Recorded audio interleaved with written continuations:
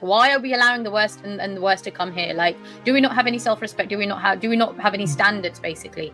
And there is some short-term gains with mass immigration, but there's lots of long-term problems.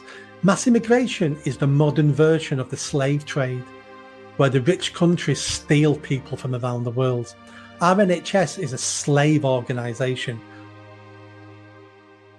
Of course, being a parent of 2 children, I can see this for myself. And I think that's why I am getting involved in this kind of stuff now, because I do fear for the future of my children in this country generally, but also because of the image of Muslims and Pakistanis as well. And I feel like the fact that we're just allowing any Tom, Dick and Harry to continuously come here, I feel as if I can work my ass off. I'm a high rate taxpayer, have been for a long time. But that won't mean anything, because in 10 years' time, the image of Muslims and Pakistanis will still be shit. Yeah. And the reason it will be shit is because we're allowing, with all due respect, like the worst of the worst to come in here. Like, why are we allowing the worst and the worst to come here? Like, do we not have any self-respect? Do we not have any standards, basically? Usually when you're in the first world country, if you were to open doors for any immigrants, it should be the cream of the crop. Right? We want skilled people, we want intelligent people, we want smart people who are going to help us improve our economy, take our country to the next level. Instead, we've got the very opposite. And this is another topic. Like, we've known about this. Immigration it's not a new thing.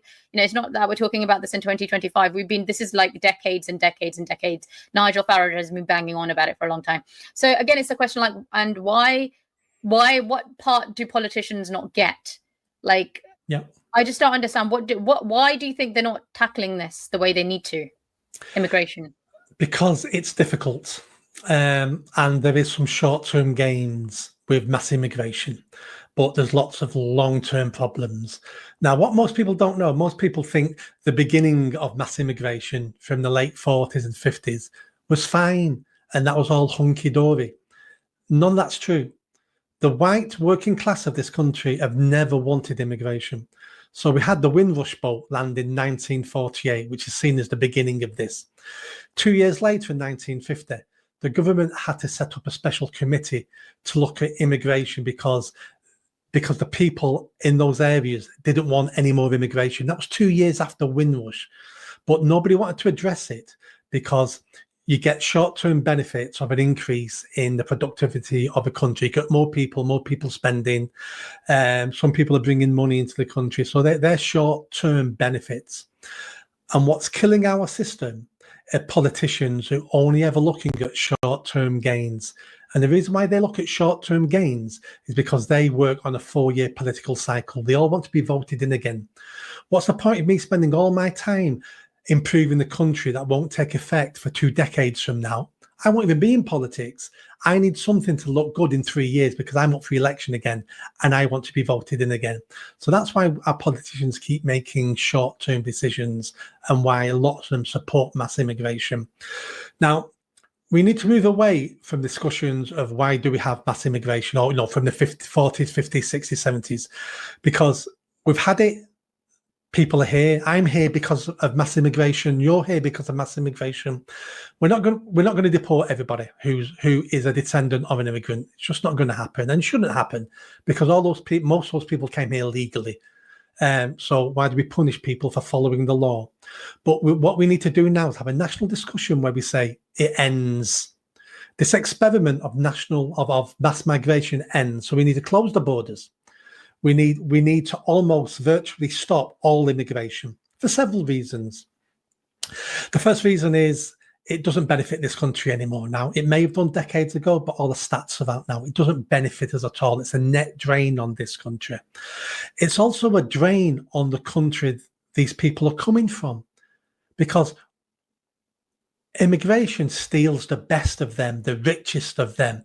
So we wonder why the third world is still the third world. We wonder why Pakistan is a failing country. It's because anybody with intelligence, with education, with money, they all flee. And then we leave those countries in the worst situation. Mass immigration is the modern version of the slave trade, where the rich countries steal people from around the world. Our NHS is a slave organisation. Our NHS goes around the world stealing medical staff from the poorest countries in the world, and we leave them poorer, in worse health. And then we pretend we're doing something fantastic. We're making the world poorer. So We need to stop mass migration, and then we need to look at the job shortages. We've got something like 9.5 million people unemployed in the UK.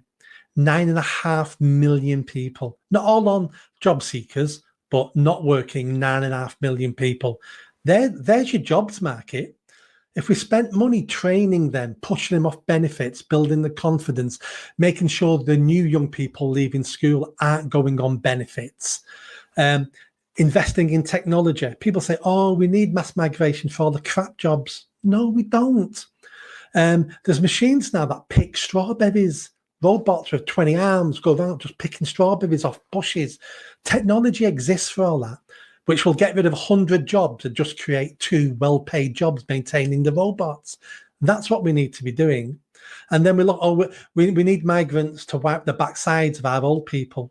Well, really? Is that what we think of migrants? And is that what we think of old people?